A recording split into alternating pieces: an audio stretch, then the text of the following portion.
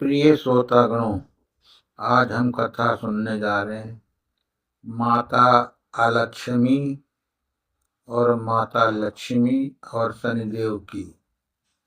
एक समय की बात है जब सृष्टि का संतुलन बनाए रखने के लिए भगवान विष्णु ने दो शक्तियों को जन्म दिया।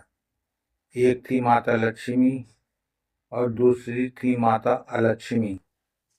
माता लक्ष्मी को धन, वैभव, सुख और समृद्धि की देवी माना गया, जबकि माता अलक्ष्मी दरिद्रता, कलेश, झगड़े और दुख का प्रतीक थी।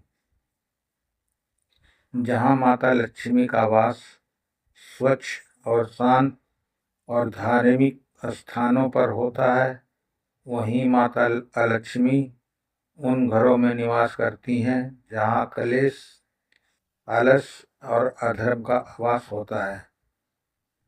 दोनों बहनों का स्वभाव बिल्कुल विपरीत था, लेकिन एक के बिना दूसरी अधूरी थी, क्योंकि संसार में संतुलन बनाए रखना आवश्यक था। एक दिन माता लक्ष्मी ने भगवान विष्णु से प्रश्न किया, प्रभु, जब मैं किसी के घर जाती हूँ तो वहाँ सुख और समृद्धि आती है, लेकिन कुछ समय बाद वही सुख समाप्त क्यों हो जाता है? भगवान विष्णु मुस्कुराए और बोले, हे देवी, जब तक मनुष्य धर्म, सत्य और सदाचार का पालन करता है तब तक तुम उसके घर में रहती हो, लेकिन ही जैसे ही वो अहंकार, लालच और पाप में लिप्त हो जाता है तब तुम्हारी बहन अलक्ष्मी वहां प्रवेश कर जाती हैं। उसी समय शनिदेव वहां आए। शनिदेव न्याय के देवता हैं और वो हर व्यक्ति को उसके कर्मों का फल देते हैं। उन्होंने कहा, हे माता, मैं किसी के साथ अन्याय नहीं करता, मैं उसके कर्मों के अनुसार फल देता हूँ।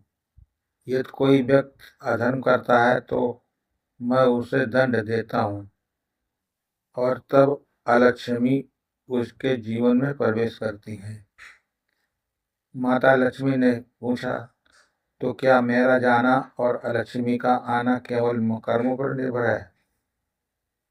शनिदेव ने उत्तर दिया, हाँ माता, संसार में हर चीज कर्म पर आधारित है।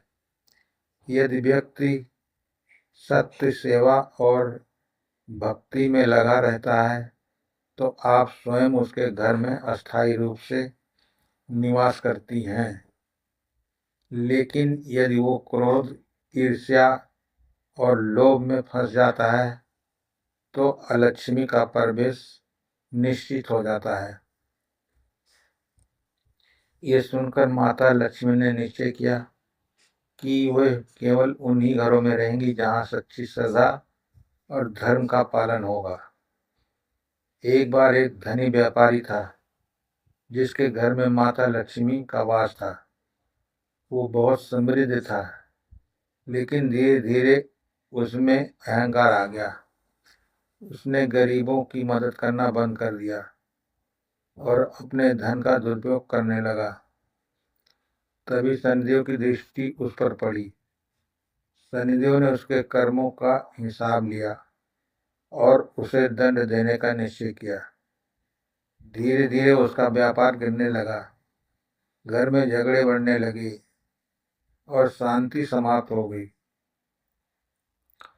ये सब देखकर माता लक्ष्मी ने उस घर को छोड़ दिया और माता लक्ष्मी ने वहां प्रवेश कर लिया। अब उस व्यापारी के जीवन में केवल दुख, दरिद्रता और कलेश रह गया। व्यापारी बहुत परेशान हुआ और उसे अपनी गलती का एहसास हुआ। उसने भगवान से क्षमा मांगी और फिर से धर्म और सेवा का मार्ग अपनाया। व्यापारी ने अपने जीवन की पूरी तरह बदलने का निर्णय लिया।